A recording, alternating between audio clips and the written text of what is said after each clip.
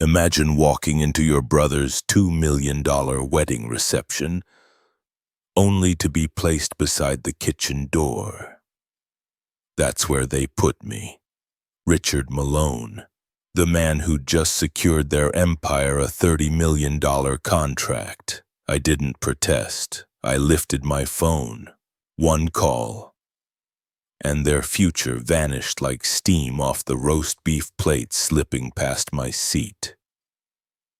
Hey, friend, have you eaten yet tonight? If you're listening in a quiet room, drop me a line, tell me how you're feeling. Stay with me.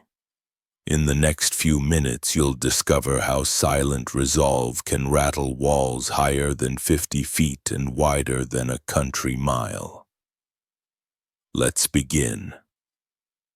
I built Summit Logic systems from nothing. No inheritance, no family seed money, just late nights, cold coffee, and too many skipped dinners to count. While my older brother Brian was handed a vice president title at Malone & Sons Construction, I was sleeping in a studio apartment with wires running across the floor like vines. They called his path legacy, mine a hobby. But that hobby caught the attention of Whitmore Holdings, one of the biggest real estate developers on the East Coast. After 6 months of demos and negotiations, they signed a $30 million contract with my company. And now, standing outside the grand hall where Brian's wedding was about to begin, I felt something I hadn't felt in years. Hope. Maybe this would be the day my family saw me not as the background, but as the builder. My friend Daniel adjusted his tie beside me. "Ready for the circus?" he asked. I smiled. For once, I think they might actually have a front row seat for me. But I had no idea what kind of seat they'd actually prepared. Hey, if you've ever walked into a room hoping to be seen and left feeling smaller than ever, just know, I see you. The banquet hall shimmered. Gold-trimmed chairs, chandeliers, waiters in white gloves. Everyone was dressed like they belonged on magazine covers. Daniel and I handed over our invitations at the check-in table. The young man looked down, hesitated, then leaned to whisper to a woman beside him. She scanned the list, nodded stiffly, and handed me a card with my table number. "Table K through the back, sir." We followed the narrow hallway past swinging kitchen doors and stacks of used trays until we reached a small table tucked behind the service station. A single folding chair next to the dishwasher entrance. I stood there frozen, my name on a place card beside the only plate not yet filled. Daniel blinked. "This can't be right." It was. Through the glass doors I could see Brian, center stage, surrounded by executives from Whitmore Holdings, laughing, drinking, shaking hands. He hadn't even told them I was the architect behind the deal. That's when it hit me. This wasn't a mistake, this was intentional silence. The kind you feel in your bones. My chest tightened. But I didn't lash out. I sat down, folded my napkin, and waited for the next course. If you've ever swallowed your pride just to keep the peace, I've been there. It's not weakness, it's strength, until the moment you decide you've had enough. The next morning I skipped the farewell brunch. I needed air, I needed answers. Daniel met me in the hotel lobby holding his phone with a puzzled look. "Take a look at this," he said. It was a photo from last night posted by Cheryl Whitmore, My brother's new wife. There she was, grinning wide, toasting champagne. With the caption, "When legacy finally wins, proud of you, Brian." Legacy. That word again. The same one my parents used to explain why Brian got the family business and I got, well, silence. But then Daniel said something that froze me. She's the one who rearranged the seating chart. Cheryl, the executive at Whitmore Holdings. The woman who negotiated with me by email. Cordial, professional. The same woman who sat me beside the kitchen. And Brian, he knew. He saw me there. He never came over, not even for a hello. That's when it clicked. They didn't just want to celebrate a wedding. They wanted to rewrite the story, put Brian in front, bury me behind the curtain. If someone's ever tried to erase your part of the story, just so they could shine louder, trust me, I know how much that burns, and I also know exactly what to do next.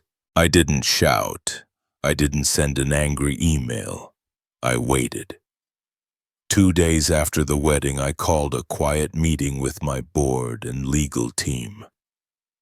I walked them through the seating chart, the social posts, and the silent erasure. Then I asked one question. How can we exit this deal without making noise but with all the impact? They nodded. They understood. Later that afternoon, I drafted a single-page letter to Whitmore Holdings. Due to a breach in professional boundaries and concerns regarding executive conduct within your leadership, Summit Logic Systems is withdrawing from the current agreement effective immediately. I signed it, sent it, then closed my laptop. No calls, no arguments, no explanations. By the next morning, my inbox had 3 urgent emails. Catherine McNally, then Cheryl, then Mr. Whitmore himself. I didn't answer any of them. By Thursday, 2 rival firms reached out, both offering better terms, and for the first time, they didn't ask who my family was. They asked what I believed in. Friend, sometimes the most powerful move you'll ever make is to leave the table. Are you holding back when you should be walking away? Let me know. I'm here. I'm listening. 2 weeks passed. Not a word from Brian. Not even a message asking why. Then late one night, I got a call from a number I hadn't seen in years. Uncle Walter, my father's older brother, the one who'd been quietly pushed out of Malone and Sons decades ago. I heard what you did, he said. Took guts. They tried to erase me too back in '89, but I didn't have the fight in me then. Glad to see someone finally did. His voice cracked when he said it. That call did more than any apology from my brother could. It reminded me that I wasn't the first, and maybe I wouldn't be the last. A few weeks later, I launched a mentorship program for men over 50, those who'd built things, been overlooked, and still had something to offer. We called it Second Chair Doesn't Mean Second Worth. And no, my family never made a grand gesture. No confessions, no public regret, but sometimes silence speaks in both directions. If you're still waiting for someone to say you mattered, let me say it for them. You do. And if you've ever felt forgotten, I see you. Have you had dinner yet? Tell me how your day's been. I'm listening. Looking back, I used to think respect had to be earned over and over, that if I worked harder, stayed quiet longer, swallowed just one more slight, they'd finally see me. But the truth? Sometimes the only way they see you is when you leave the room. Not out of anger, but out of self-worth. They placed me by the kitchen to make me feel small. What they didn't know is I've sat at smaller tables and built bigger empires from them. So if you've been the forgotten one, the last one called, the man they only mention when they need something, this story's for you. You don't have to raise your voice, you just have to rise. If this story touched something in you, I'd love to hear it. Have you ever been pushed aside by the people closest to you? Drop me a line. And if you're listening alone tonight, have you eaten? Are you warm? Are you okay? Talk to me in the comments. And if no one else says it today, I'm glad you're here. We'll talk again soon.